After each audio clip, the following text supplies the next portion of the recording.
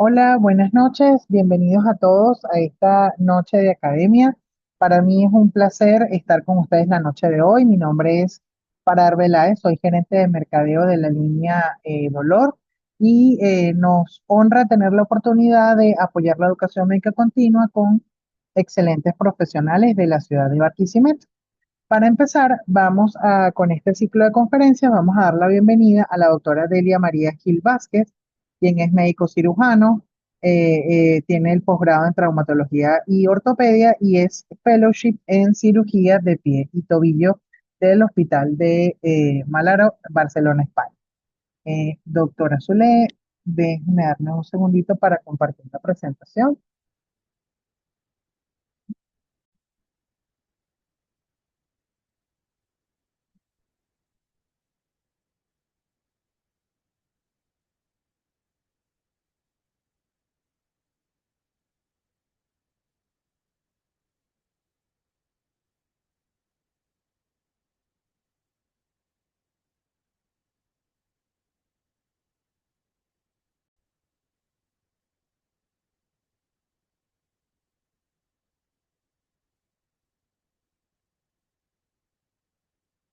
Unos momentitos técnicos, creo que no entiendo por qué no. Disculpen un momentico, estamos en vivo.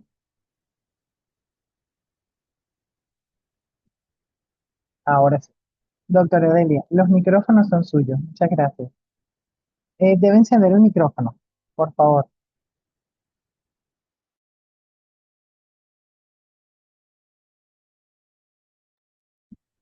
Aún no la oímos, doctora.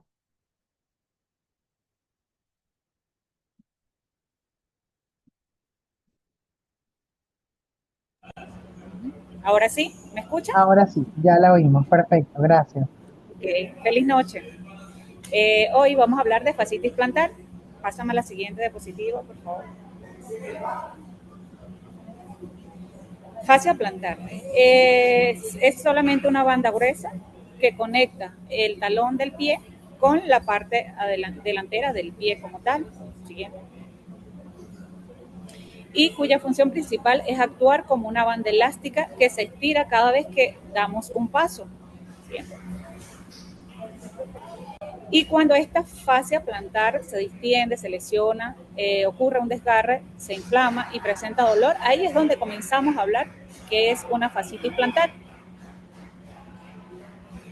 Los síntomas principales que van a presentar estos pacientes al momento de la consulta son ardor, un dolor punzante, molesto en el talón del pie, que puede aparecer luego de largos periodos de actividad física o al final del día.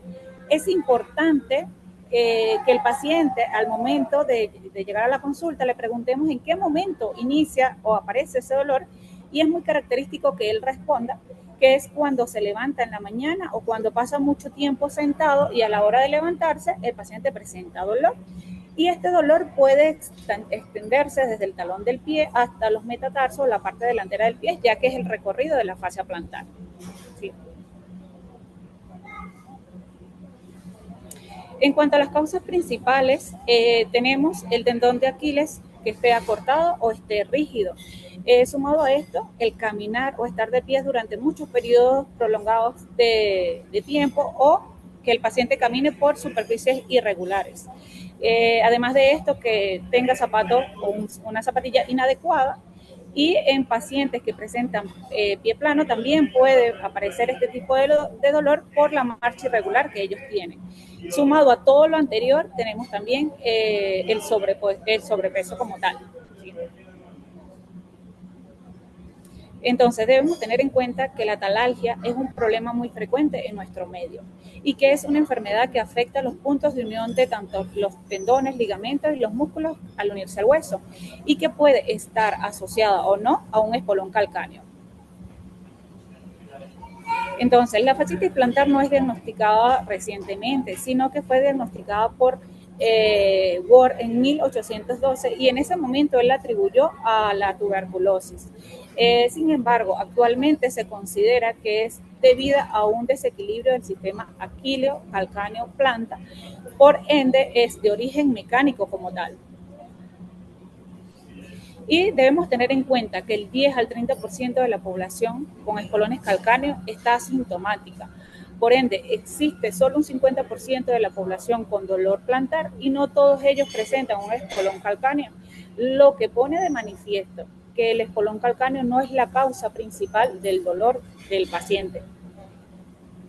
Entonces, ¿cómo lo vamos a diagnosticar o cómo hacemos un diagnóstico de una fascitis plantar? Importante, un buen interrogatorio al paciente. Lo otro es realizar un buen examen físico, todo ello buscando si hay acortamiento o no del tendón de Aquiles. Y si tenemos una duda con el interrogatorio y el examen físico, podemos mandarle al paciente a hacer un eco, porque está demostrado que una fascia plantar mayor a 5 milímetros ya podríamos hablar de una fascitis plantar como tal. Bien. Entonces, en cuanto al tratamiento, puede ser manejado con antiinflamatorios no esteroideos. Importantísimo la terapia, la fisioterapia, que puede estar acompañado o no de ondas de choque, y debemos ser muy sinceros con el paciente y decirles que este tratamiento puede ser muy largo. De hecho, hay pacientes que pueden durar 6 meses hasta más, y únicamente cuando estos tratamientos no funcionan es donde utilizamos la cirugía como tal. Algo que le podemos indicar al paciente o decirle al paciente para que mejore su dolor en casa es que pueda colocarse hielo local, cambiar el calzado, utilizar un zapato adecuado, evitar estar de pie por periodos muy prolongados, y especialmente que el paciente debe bajar de peso. Entonces, para llevar a casa, no toda talalgia es un espolón calcáneo. Ojo con esto, porque una vez que le decimos al paciente en la consulta que es un espolón calcáneo, no hay nadie que se lo quite de la cabeza. Entonces nos llegan y nos dicen, doctora, mira, tengo un espolón calcáneo, por eso es que no mejora. Entonces, ojo con eso. La talalgia puede ser en ocasiones el primer síntoma de una enfermedad reumática. Se le debe hacer a estos pacientes un buen examen físico y tener en cuenta que es un manejo multidisciplinario, es decir, no solamente el traumatólogo, sino que tiene que estar acompañado del fisiatra y también con el nutricionista, porque son pacientes que deben bajar de peso. Gracias.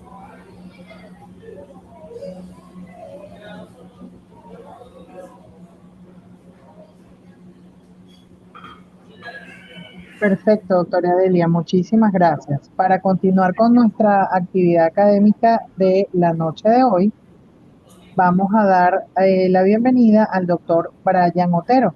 El doctor Brian Otero es egresado de la UCLA Medicina en el 2016, es médico cirujano, es traumatólogo egresado del Seguro Social Hospital Pastor Oropesa, tiene fellow en artroscopia y medicina deportiva y está en SportMed, en SportMed Argentina, y con nosotros el doctor Brian.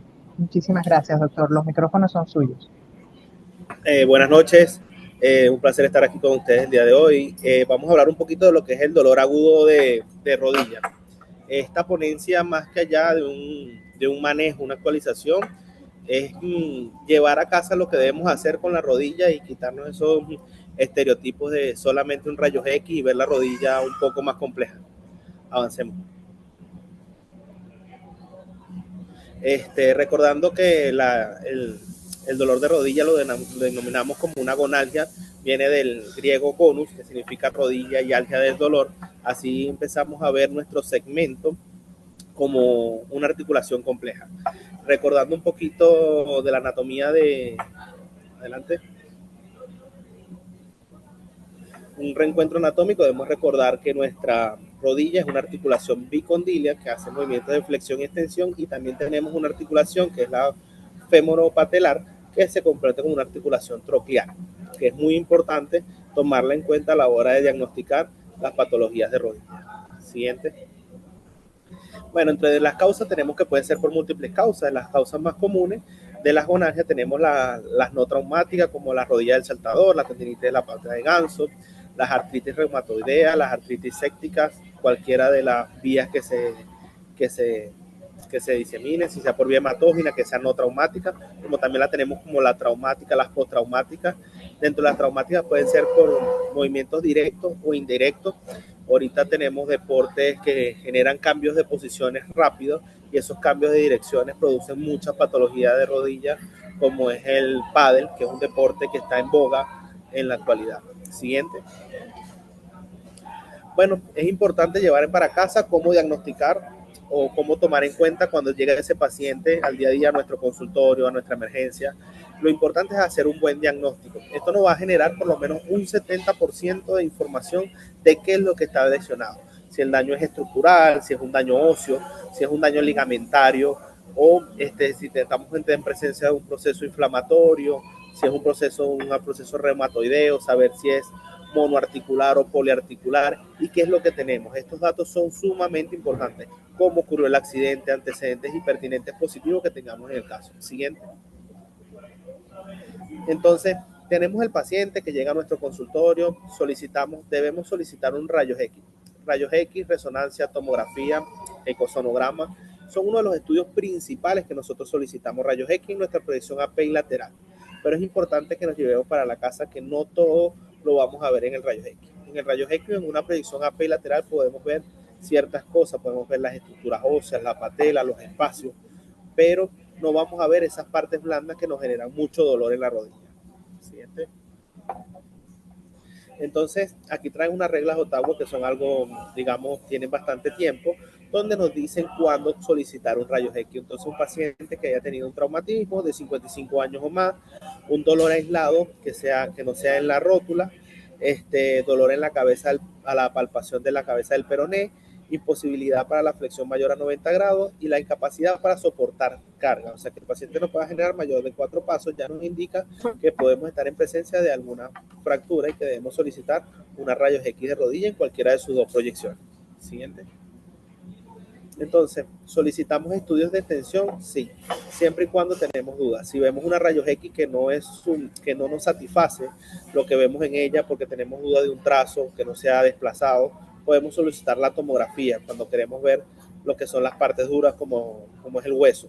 Ahora, si deseamos ver partes blandas como tendones, ligamentos, es importante solicitar una resonancia magnética. Pues una resonancia magnética simple, y durante esas proyecciones podemos ver la estructura de la rodilla como un complejo anatómico bastante fuerte. Siguiente. Entonces, ecosonograma. Para nosotros ahorita, para todo traumatólogo en la actualidad, es importante tenerlo en el consultorio. Un eco nos sirve, no es un gol estándar, pero sí nos sirve para hacer un rastreo y tener un diagnóstico más preciso. Hay estructuras que evidentemente no vamos a ver al 100% en la rodilla con un ecosonograma, pero sí nos va a orientar al diagnóstico y a dar una mejor respuesta al paciente, también como para el diagnóstico como para realizar cualquier tipo de tratamiento ecodirigido. Entonces, esto es un instrumento que en la actualidad el traumatólogo debe tener en el consultorio, y sí debemos realizarlo incluso hasta en una emergencia del área de traumatología. Siguiente. La resonancia magnética para nosotros es un gol estándar, sobre todo esos pacientes con dolores de rodillas crónicos o un dolor de rodilla agudo y simplemente vemos el hueso, y no es nada más el hueso. Hay estructuras que causan dolor en la rodilla y no hay otra forma de verla sin una resonancia magnética. Es muy importante, por lo menos algo que en nuestro estado ahorita está ocurriendo mucho, es esa resonancia magnética, que no cuentan con todos los cortes o no cuentan con todas las proyecciones, y muchas veces tampoco vienen hasta sin informes de un imagenólogo, que es importante tener en cuenta a la hora de ver una resonancia magnética. Siguiente. Entonces, para el tratamiento, seguir los protocolos. Nuestros protocolos pueden ser la terapia RICE, que repose de reposo, hielo, compresión y elevación del miembro cuando pensamos que son lesiones de partes blandas. Para la terapia PRICE, cuando supongamos que queremos proteger el miembro, sea con una ortesis o nuestra férula, o la terapia pólisis. Siempre esto acompañado de algún analgésico antiinflamatorio de nuestra preferencia, de acuerdo al dolor o la escala del dolor que presenten los pacientes en ese momento. Siguiente. Entonces, ¿qué no hacer? Simplemente vemos el paciente, pedimos un rayos X y decimos no tiene nada. No, esto no tiene nada, a veces trae complicaciones al paciente, ya que hay muchas lesiones de partes blandas que podemos pasar desapercibidos. Entonces, valorar bien al paciente, diagnosticar si hay lesiones de esas estructuras blandas que no vamos a ver al rayos X. Siguiente. Entonces, las terapias modernas. Bueno, aquí estas terapias modernas nos causan un poquito de ansiedad, porque sí es cierto que hay documentaciones o hay tendencias de algunos colegas que son en pro del plasma rico en plaquetas.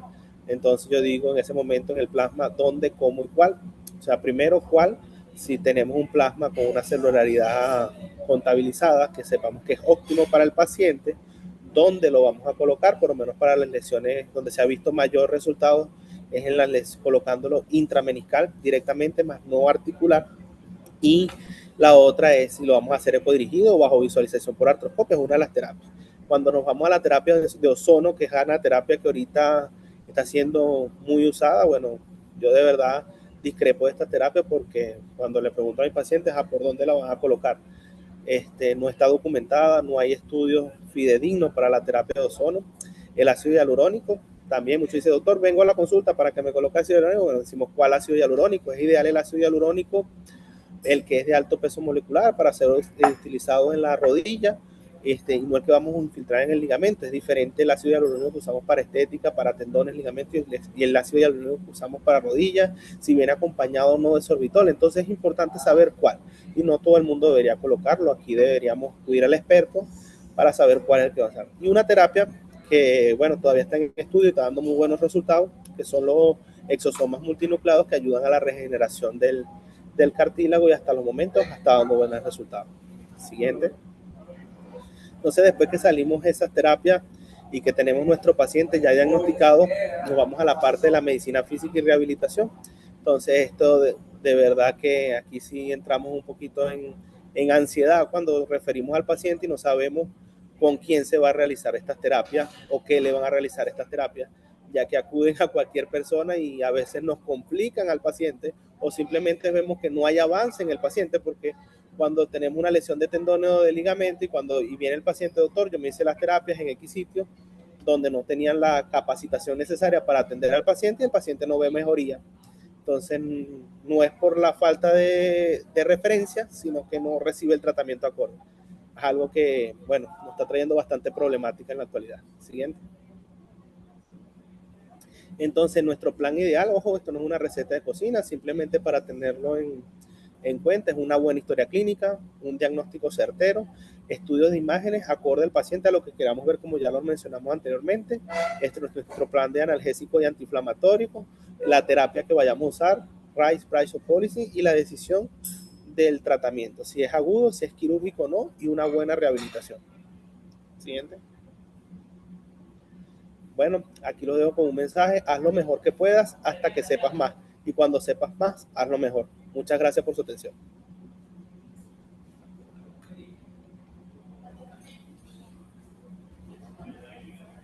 Gracias, doctor Brian. Excelente su conferencia.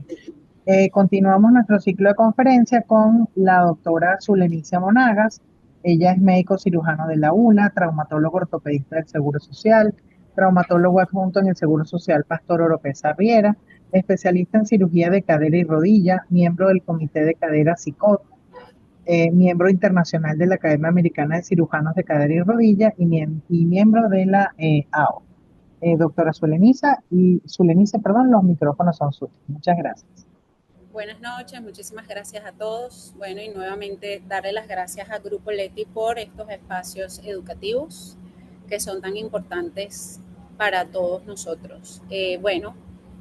Siguiente, vamos a conversar en este momento, dialogando con la cadera dolorosa, enfoques y estrategias. No tengo ningún conflicto de interés con esta charla. Siguiente.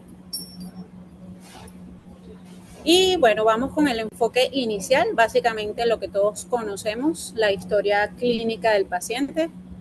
Luego tenemos la parte del examen físico, no me voy a detener mucho en esto. No sé qué tanto público tenemos de residentes de traumatología, sin embargo, no está de más si somos también un grupo de especialistas solamente, que recordemos este tipo de manejo del paciente, historia clínica, examen físico y los dolores referidos que hablando de cadera son sumamente importantes. Siguiente, por favor. Ok, entonces hablando del examen físico les traje básicamente solo esta imagen para que retomemos algo que a mi parecer se ha ido perdiendo en nuestra especialidad, porque tengo muchos pacientes en la consulta que me comentan, pues que doctora, vengo de X especialista y no me revisó, no me tocó, anterior, por favor, no me hizo un buen examen físico. Entonces, esto es sumamente importante y quiero dejar este mensaje, les repito, bien sea para residentes de traumatología o bien sea para nuestros especialistas que quizás en algún momento ya piensan que no, o sea, tengo mucha experiencia, no es necesario que haga ya mucho examen físico, pues no estoy de acuerdo. Yo no tengo muchísimos años graduada, sin embargo, para mí el examen físico es primordial, sobre todo hablando de cadera. Siguiente, por favor. Ahora vamos con los dolores referidos. Siguiente. Bueno, mientras estuve en formación de traumatólogo, todos mis profesores me comentaban que la cadera lloraba en la rodilla.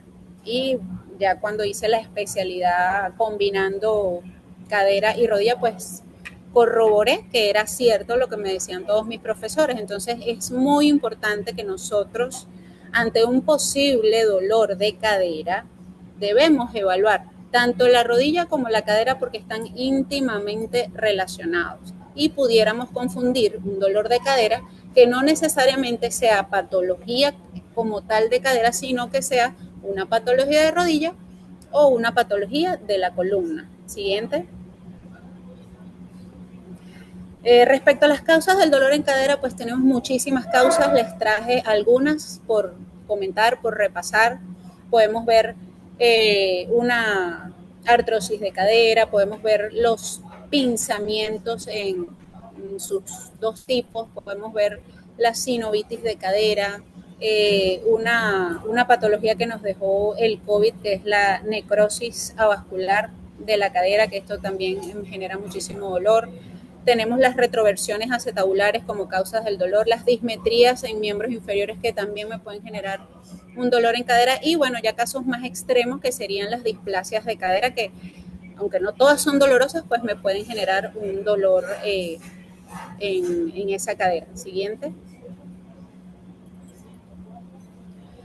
Ya para adentrarnos en el tema, pues no me voy a detener mucho en este esquema. Siguiente, por favor. Pero quiero que recordemos, porque todos en algún momento pues hemos pasado por estos esquemas del manejo del dolor, y respecto a la Asociación Internacional del Manejo del Dolor, tenemos este breve esquema respecto al dolor agudo, dolor crónico y cómo lo podemos tratar. El que desee puede tomar la foto a esta diapositiva, si quieren ahondar un poco más, pero les repito, no me quiero detener, simplemente quiero que sepamos que tenemos varias combinaciones según el nivel en donde encontremos el dolor en ese paciente, según lo que diagnostiquemos, y en base a eso tenemos combinaciones con varios tipos de tratamiento. Siguiente. Usamos las escalas, las que todos sabemos, la escala EVA, que es la más común, y nosotros como traumatólogos, y a mí particularmente me gusta usar la escala funcional de WOMAC. Yo indirectamente la uso con mis pacientes porque, como bien sabemos, es una escala que no solamente me habla de dolor, sino que también me habla de rigidez y de limitación funcional en ese paciente. Y pues en cadera, todo esto va unido para determinar al final el dolor de esa cadera. El paciente, si te duele cuando subes y bajas escaleras, si te duele cuando te estás amarrando las trenzas, etcétera, etcétera, etcétera. Simplemente para repasar. Siguiente. Ahora, les voy a hablar de mi esquema. Cuando yo tengo un dolor leve a moderado, evidentemente pues hago uso del esquema que nos ofrece la Organización Mundial de la Salud y la Organización Interamericana para el Dolor, combinando pues AINES con acetaminofén, algún coadyuvante, que tenemos el PEGIT, en el caso de Leti, que es muy buena herramienta que nos ofrece. Y siempre mis esquemas van combinados con fisiatría. Me parece que no podemos desligarnos de ninguna manera con nuestros colegas los fisiatras, ya lo comentaron mis colegas anteriores, y al final tenemos a nuestra doctora Carmen Figueredo, que nos va a dar su experiencia como fisiatra, pero me parece sumamente importante que nosotros combinemos el tratamiento del dolor con fisiatría, porque si esa articulación, hablando de la cadera, si yo la cadera la manejo solamente con medicamentos, pues no es mi experiencia de que yo vaya a tener un buen resultado si no le doy movimiento a esa cadera, y el movimiento, aquí entraría el fisiatra. Siguiente. Ya para dolor moderado, sigo combinando AINES y le doy paso a un opiáceo débil, como todos conocemos, sería el tramadol en este caso. Sigo usando el coadyuvante y sigo usando a mi colega fisiatra. Siguiente. Y ya para el dolor severo, ¿ok? Nosotros podemos usar un opiáceo más potente, el que nosotros conocemos o el que podemos usar, que sería la morfina, combinando igual con AINES, coadyuvantes, y los bloqueos neurales. Siempre también hago uso, no sé si tenemos algún compañero anestesiólogo acá, pero siempre me gusta hacer uso de los conocimientos de nuestros amigos los anestesiólogos, porque no me gusta hacer intrusismo, en el sentido de que estos bloqueos neurales son una muy buena herramienta para tratar dolores severos, y me ha ido muy bien en combinación o trabajando en conjunto con mis colegas anestesiólogos. También se pueden combinar con dolores, cuando tenemos dolores severos, combinamos con terapias alternativas invasivas, bien sea inyecciones articulares de corticosteroides o la viscosuplementación que todos conocemos. Siguiente.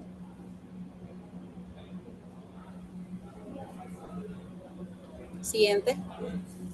Ok, hablando de intervenciones alternativas, como les comenté, quien me conoce sabe que soy fiel practicante de la viscosuplementación. Tenemos, yo uso muchísimo el ácido hialurónico, ok, y en mi consultorio hago este tipo de infiltraciones, viscosuplemento a mis pacientes, bien sea en la rodilla o en la cadera. Siguiente. En mi experiencia, pues mi colega Otero comentaba que ya queda a la experiencia de cada quien, pero mi experiencia con ácido hialurónico ha sido bastante positiva con estos pacientes, obviamente, como les vengo comentando, siempre de la mano con fisiatría. Siguiente. Ahora bien, reposo. Les traigo este par de imágenes, sobre todo de pacientes de la tercera edad, porque me parece muy importante dejar este mensaje para colegas y para residentes de traumatología. Veo con preocupación a muchos colegas que tratan este tipo de pacientes abuelitos. Tenemos excepciones, obviamente, pero a estos abuelitos los tratan con reposo absoluto, no quieren que caminen, no quieren que hagan ejercicio, y estoy totalmente en desacuerdo con este tipo de manejo, porque estos son pacientes que necesitan seguir con su movilidad para que ellos puedan sanar esa articulación, porque si yo tengo una articulación que ya está desgastada, que está dolorida, y yo le doy un reposo absoluto, pues de ninguna manera esa articulación puede sanar. Entonces, quiero dejar ese mensaje de que los abuelitos, inclusive, que no es el tema, pacientes que tienen fracturas de cadera, yo les digo que por lo menos se sienten en la cama, no los dejo postrados totalmente, porque se me complican muchísimo estos pacientes. Entonces, hay que darle movilidad a este tipo de pacientes. Siguiente. Ahora la evidencia. Esta evidencia se las traje y la revisé con preocupación porque para nosotros los traumatólogos es un poco complicado conseguir artículos en donde hagamos nuestro aporte hablando solamente de dolor. Este artículo lo conseguí, lo hicieron en el Hospital Italiano de Buenos Aires, es un hospital de gran referencia. Yo tuve la oportunidad de rotar en el Hospital Italiano. Tienen una muy buena cátedra de investigación, pero como pueden ver acá en este artículo, se enfocaron en la evidencia actualizada del Colegio Americano de Reumatología e intervinieron solamente el médico de familia, que es el que recibe de manera primaria a estos pacientes, intervino fisiatría, intervino reumatología y no intervino traumatología. Entonces, pues lo vi con preocupación, sin embargo, se los traje a colación porque es importante lo que vamos a ver a continuación, lo que ellos recomiendan. Siguiente. Básicamente tomé este cuadro, que no tampoco me voy a detener mucho en el tema, pero quiero que veamos los tratamientos farmacológicos y no farmacológicos y la manera como ellos lo enfocan. Tenemos las recomendaciones fuertes, las recomendaciones débiles y las no recomendaciones. Entonces, como recomendaciones fuertes tenemos ya lo que venimos conversando, los antiinflamatorios no esteroideos, combinados con corticosteroides intraarticulares. Y las medidas no farmacológicas, lo que les vengo comentando, muy importante, actividad física, descenso de peso, que también lo viene comentando la doctora Delia, incluso en las últimas 2 reuniones de la Academia Americana de Cadera y Rodilla y el último meeting en San Diego de la Academia Americana de Ortopedia y Traumatología, hicieron mucho enfoque en el descenso de peso para múltiples causas, para dolor, para infección, porque sabemos que la población americana tiene mucha obesidad y ellos se están enfocando muchísimo en actividad física, en el descenso de peso de estos pacientes para múltiples causas, como les digo. Entonces, bueno, también programas de autogestión, tai chi, uso del bastón. Esto también es muy importante, sobre todo en pacientes de la tercera edad. Se los digo a todos mis pacientes de la tercera edad, por favor, y a sus familiares que deben ayudarse con una ortesis tipo bastón, tipo andadera, depende de la alimentación que nosotros le veamos a ese paciente. Luego las recomendaciones más débiles, pues tenemos el paracetamol y agregan la duloxetina y el tramadol, que ya lo venimos conversando, y también agregan no farmacológicos, terapia cognitiva conductual, acupuntura, calor o frío local, entrenamiento del equilibrio y de igual manera aquí entra la fisiatría. Y ya pasando a los fuertemente no recomendados, pues como yo siempre les digo a mis colegas, aquí herimos algunas susceptibilidades, incluyendo la mía, porque no recomiendan ácido hialurónico, no recomiendan plasma rico en plaquetas.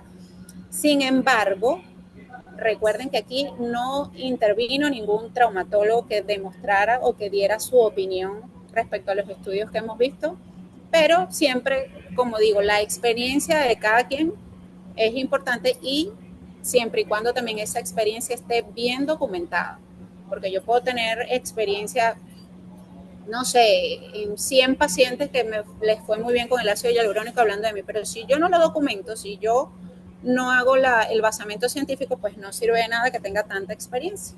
Entonces, eso es importante. Siguiente. La conclusión de este estudio, como lo podemos ver acá, pues para manejo de dolor y función, todos los tipos de actividad física fueron significativamente mejores que los cuidados habituales. Entonces, actividad física, señores, actividad física combinado con todos estos tratamientos para el dolor, siendo mayor el efecto en los ejercicios aeróbicos y de mente y cuerpo. También aquí incluyen las terapias psicológicas. Ejercicios de fortalecimiento o estiramiento, básicamente actividad física. Y me pareció importante este ítem que tenemos aquí abajo, que no viene al caso de esta charla, sin embargo, en cuanto al tramadol, ellos recomiendan el uso en pacientes que no sean potencialmente quirúrgicos, porque hemos venido estudiando esto desde hace mucho tiempo, hablando de infecciones periprotésicas que me aumentan el riesgo de una infección periprotésica si este paciente viene usando de manera cotidiana este tipo de opioides. Ya cada uno puede tomarse el tiempo de revisar, es una evidencia bastante que está en tendencia últimamente. Siguiente. Y bueno, ya para llevar a casa, el dolor de cadera requiere un exhaustivo examen clínico diagnóstico. No te olvides de la rodilla y de la columna. Es de manejo multidisciplinario, como lo hemos venido comentando todos. El tratamiento efectivo para un paciente no será el mismo para otro. Individualicemos, y eso también lo sabemos todos. Atención con el uso de opioides en pacientes potencialmente quirúrgicos, y la actividad física siempre será un gran aliado en pacientes seleccionados. Muchísimas gracias por su atención.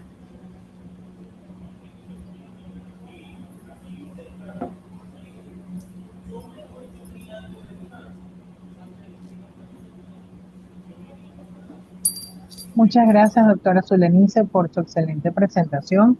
Para continuar, ya nuestra última conferencia por la noche de hoy, vamos a tener la oportunidad de estar con la doctora Carmen Ailía Figueredo. Ella es médico cirujano egresado de la Universidad Central Occidental Lisandro Alvarado. Es médico fisiatra egresado del Centro Nacional de Rehabilitación Dr. Alejandro Rode.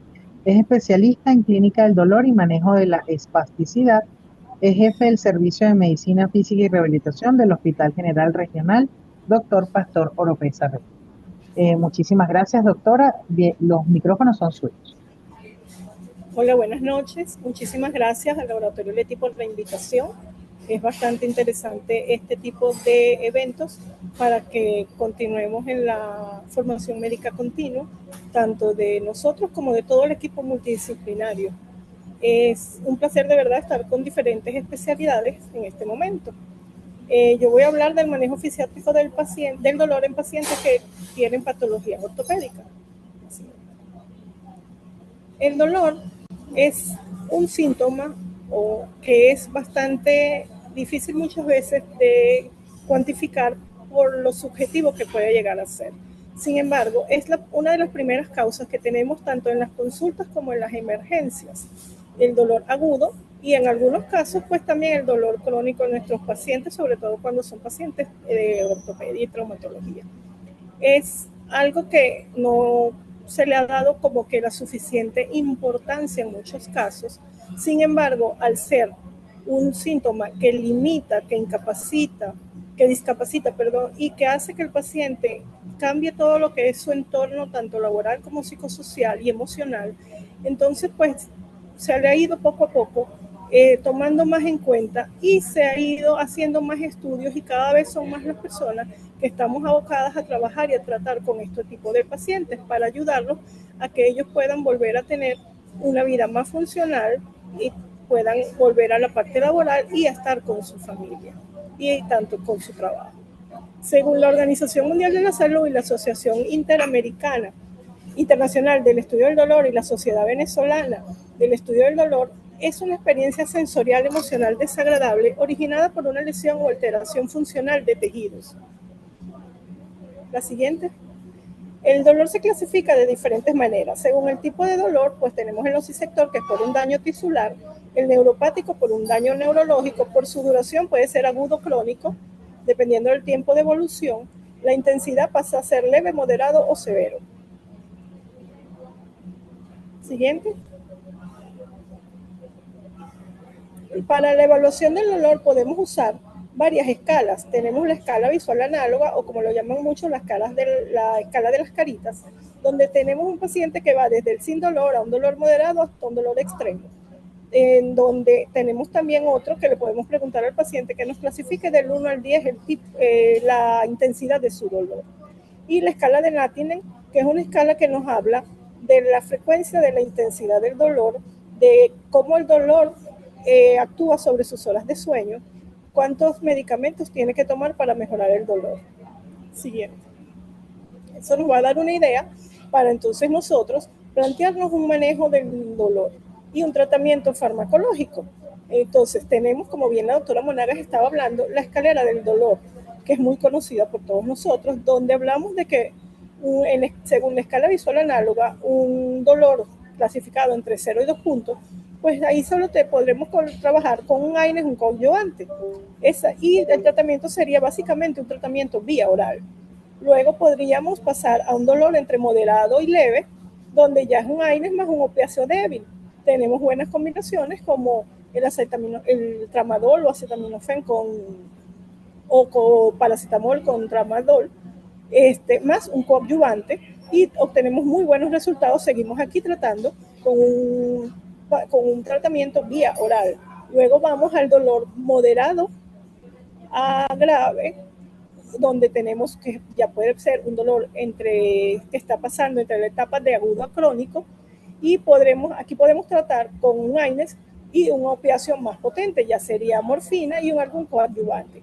Ya cuando hablamos del dolor más grave o más severo, esa ya es una escala anual visual análoga de entre 9 y 10 puntos, donde ya ahí tenemos que pedir el auxilio de un amigo como los anestesiólogos, porque ahí sí ya tenemos que hacer procedimientos más invasivos.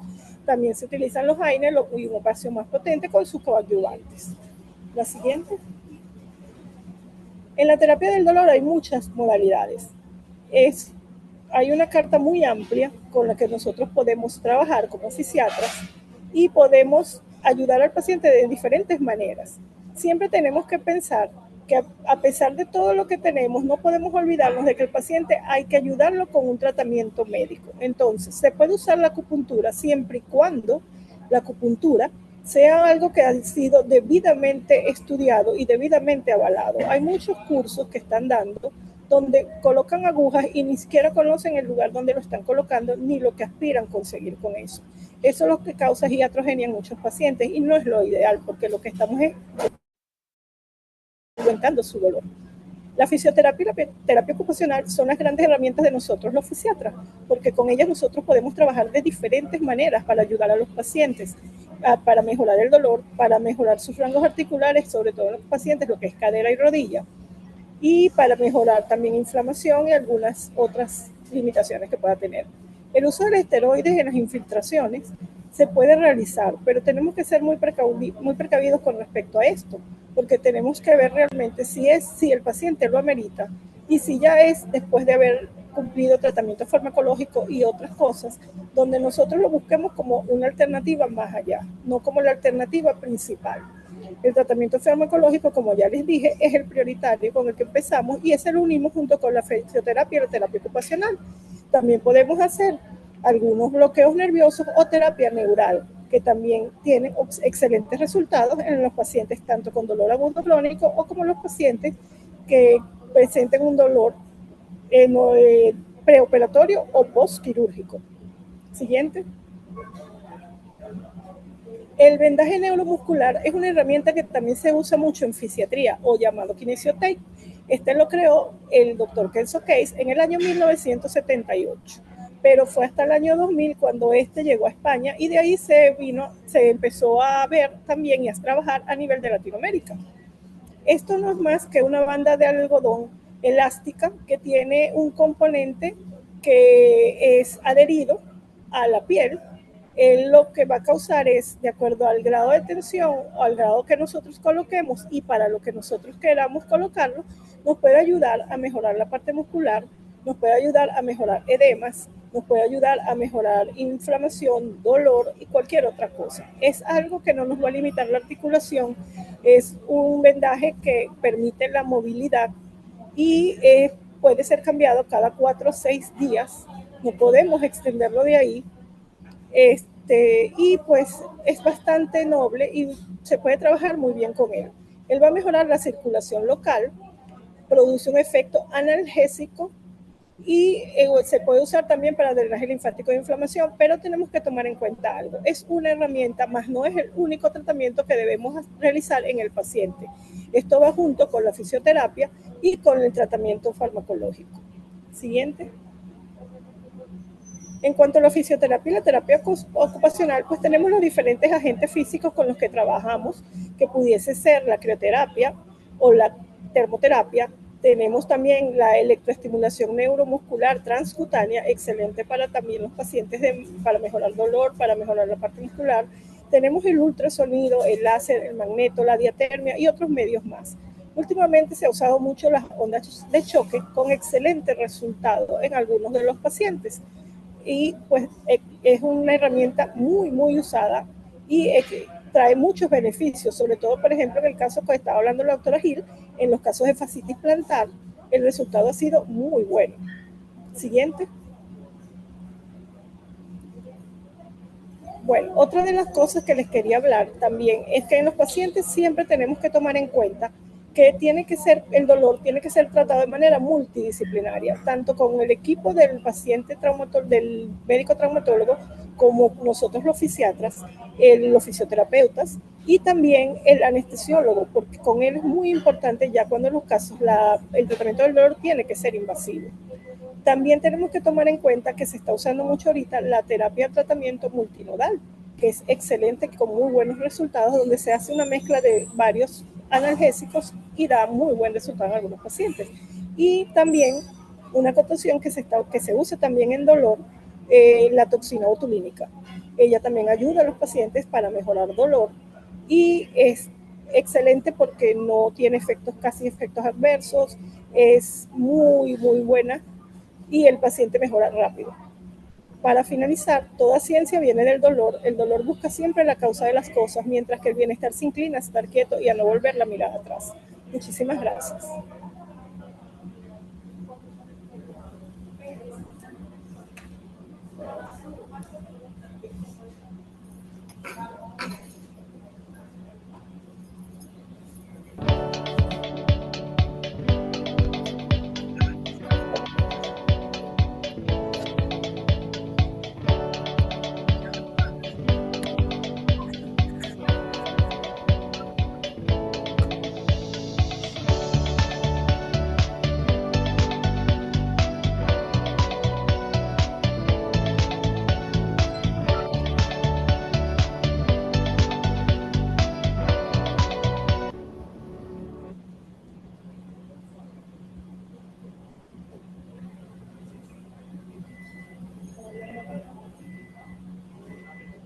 Muchísimas gracias, doctores, por esta excelente ciclo de conferencias, la cual tuvimos la noche de hoy, con más de 70 personas conectadas en este momento que hemos tenido a lo largo de toda la actividad.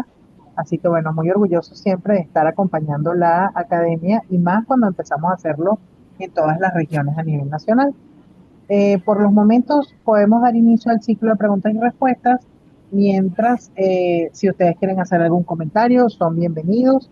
De igual forma también tenemos comentarios, tenemos aquí un comentario de la doctora Garófalo, empezando a escuchar, la fisiatría empieza mucho antes de lo que indicó, terapias de calor, etcétera, estamos a su orden, y la del paciente desde la prevención hasta la rehabilitación o habilitación.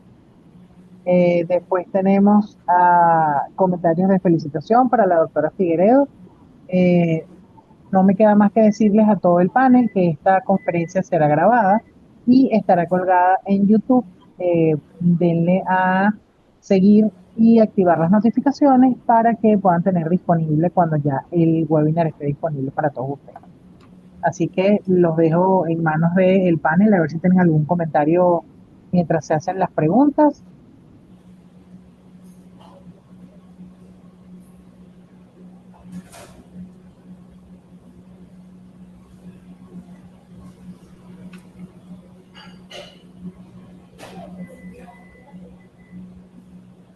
Y hasta los momentos todas son felicitaciones, doctora Zulenice y equipo. Muchas gracias a todos, gracias por su atención y gracias nuevamente al Grupo Leti. Estamos a la orden por cualquier otra duda que tengan.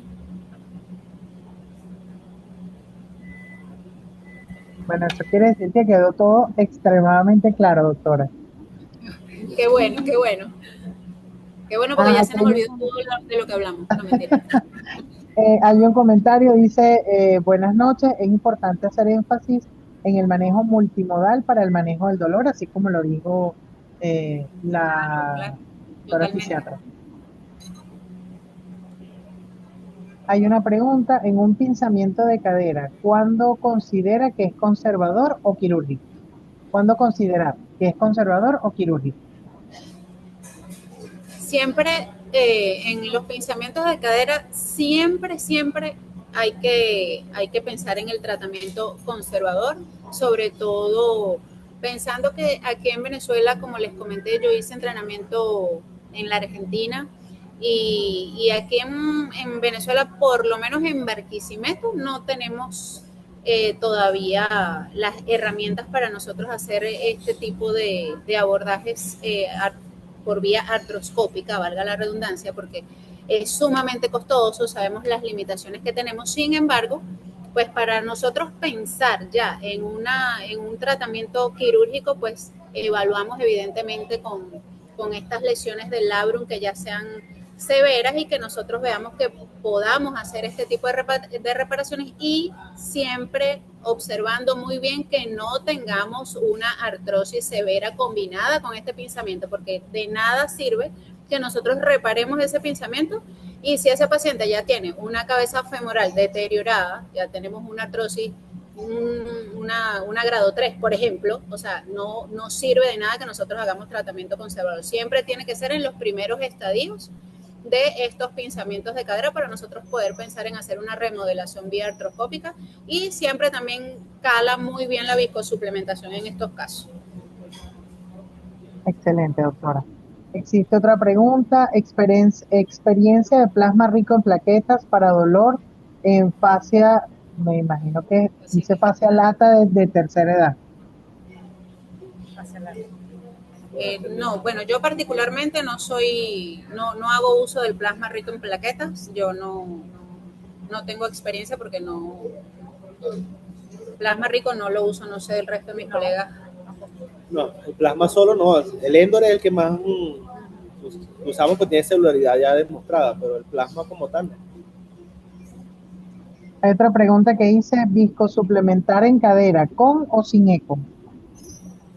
Siempre con eco, siempre. Todas las viscosuplementaciones que yo hago en cadera, bueno, y no sé si mis colegas están de acuerdo también, siempre con eco. Porque les repito lo mismo que le dije en la charla, con toda la experiencia que podamos tener, yo tengo la herramienta y creo que mi colega lo comentó, el eco para nosotros es nuestro estetoscopio. O sea, ese es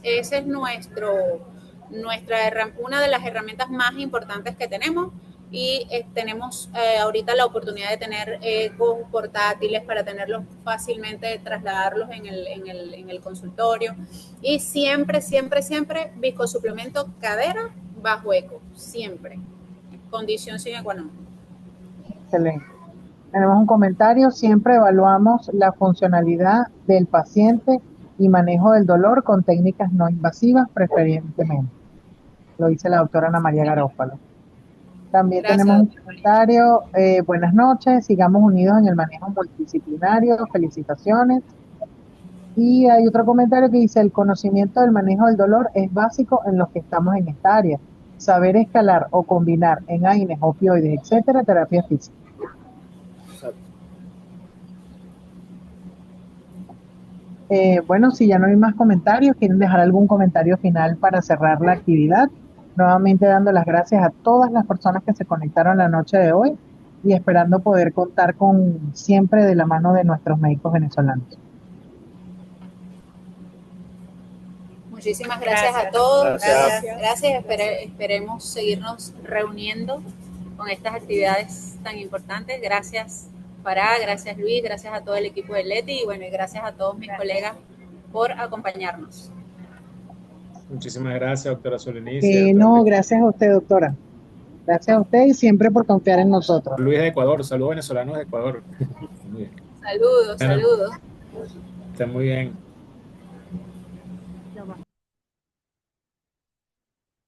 Hasta luego.